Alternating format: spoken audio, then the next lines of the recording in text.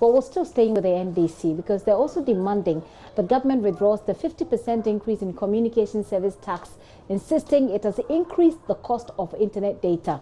A cross-section of Ghanaians on social media earlier this month commenced a campaign tagged #SaveOurData, hitting our telcos and demanding better data plans. Well, the NDC's Sam George has been speaking on the matter at the party's Moment of Truth series. Especially with the largest market share, have failed to show good faith to their customers. Ghana is a free market economy, and private business models are not, and I repeat, private business models are not determined by government directive or government fiats.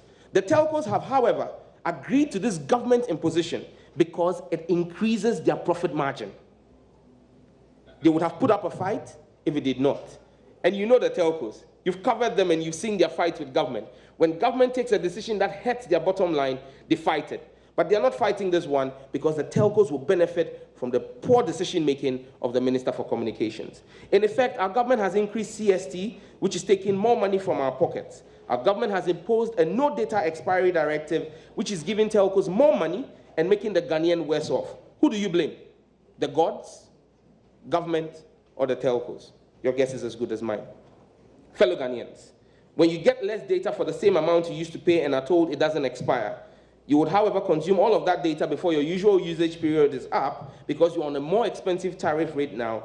What this means is that you have to buy another data package. I repeat, this means more revenue for the telcos. And let me give you two scenarios that would make this practical for you. In the first scenario, you buy a 100 gigabyte data bundle from a telco, and that data bundle costs you 399 Ghana cedis. But that data bundle has an expiry of 30 days.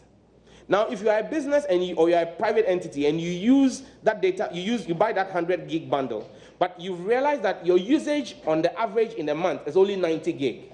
It means that you lose 10 gig every month when you buy the 399 cedis bundle. However, what people fail to realize is that if you had reloaded or recharged or renewed your bundle before expiry, what you would have had is you would have had your 10 gig rolled over in addition to the new bundle.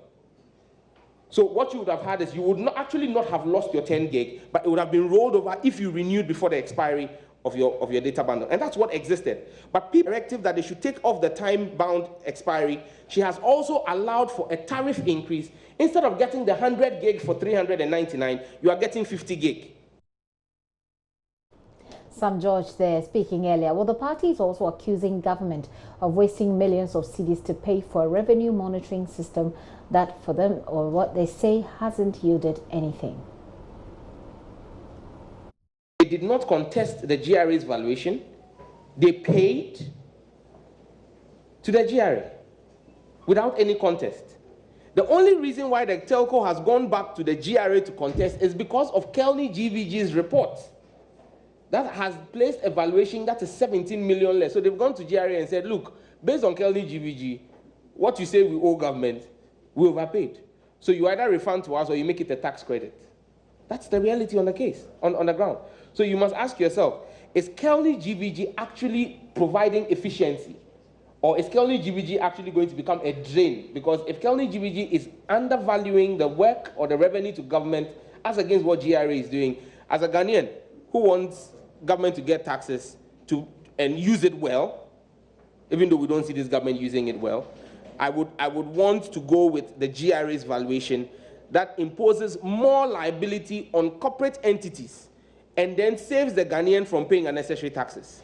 Because if the government is collecting the appropriate taxes issued from corporate entities in the telecom space, it will not need or have any justification to impose a 50% increase in CST on the ordinary Ghanaian.